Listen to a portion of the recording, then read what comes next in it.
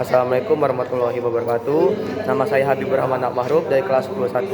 Di sini saya ingin menjelaskan tentang biografi Jenderal Sudirman. Yang mana kita tahu siapa sih yang nggak kenal sama Jenderal Sudirman? Jenderal Sudirman adalah perwira tertinggi di Indonesia. Beliau memiliki peran penting dalam evolusi nasional Indonesia. Jenderal Sudirman memiliki nama asli yakni Raden Sudirman yang lahir pada 24 Januari 1916 di Purbalingga, Provinsi Jawa Tengah. Orang tua Jenderal Sudirman adalah Bapak Karsid Kartawiraji, seorang pekerja pabrik gula di Kalibagor, Banyumas, dan Ibu Siem yang merupakan keturunan Wedana Rembang. Ia memiliki satu saudara, yaitu Muhammad Samingan, dan istrinya adalah bernama Alifah. Dan bersamanya, beliau dikaruniai 7 orang anak. Jenderal Sudirman tidak hidup oleh orang tuanya. Ia dibesarkan bersama pamannya yang bernama Raden Cokro Sunaryo yang merupakan camat di Lembang, Purbalingga agar ia bisa hidup lebih layak dan mapan. Saat itu Raden Cokro Sunaryo belum memiliki anak sehingga beliau mengadopsi Jenderal Sudirman sebagai anaknya. Bersama pamannya tersebut, Jenderal sejak kecil memang memperoleh pendidikan yang layak. Jenderal Sudirman juga mengenyam pendidikan di berbagai sekolah, termasuk taman siswa dan Quake School, namun berhenti karena memiliki masalah biaya.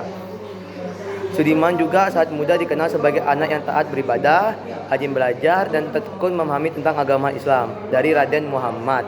Ia kemudian mendapatkan julukan Haji karena pengetahuan agamanya dan sering ceramah di depan umat Islam saat itu.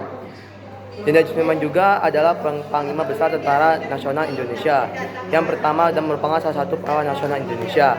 Ia dikenal sebagai tokoh militer yang sangat dihormati karena keberaniannya memimpin perjuangan melawan penjajahan Belanda, meskipun dalam kondisi kesehatan yang sangat lemah.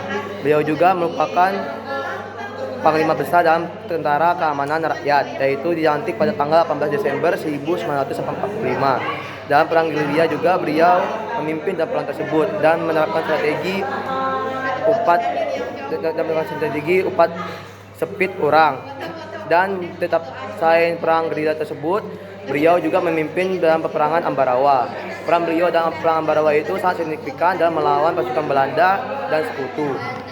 Habis itu, Jenderal Sudirman juga wafat pada tanggal 29 Januari tahun 1950 di Magelang karena penyakit tuberkulosis atau bisa disebut dengan TBC yang diderita oleh beliau. Beliau juga dikenal saat memimpin pasukan dalam pertempuran Ambarawa tahun 1945 yang menjadi simbol keberhasilan militer Indonesia pasca proklamasi kemerdekaan. Pada usia 29 tahun, beliau diangkat menjadi Panglima Besar TNI. Baiklah, dan salah satu momen paling heroik dalam hidupnya adalah ketika ia memimpin perang gerilya sama agresi militer Belanda kedua pada tahun 1948 sampai 1949. Meski sedang menderita penyakit paru-paru dan harus ditandu dari satu tempat ke tempat lainnya di tengah hutan, Sudirman juga menjadi simbol perjuangan rakyat Indonesia dan perjuangannya menjadi inspirasi bagi generasi penerus untuk mempertahankan kemerdekaan. Jenderal Sudirman juga dikenang sebagai simbol keberanian, pengabdian, dan patriotisme. Namanya diabadikan dalam berbagai situasi dan monumen, serta hari wafatnya diperingati secara nasional. Sekian penjelasan dari saya tentang biografi Jenderal Sudirman. Saya Habibur Rahman, meminta maaf jika ada salah kata. Saya pamit undur diri. Wassalamualaikum warahmatullahi wabarakatuh.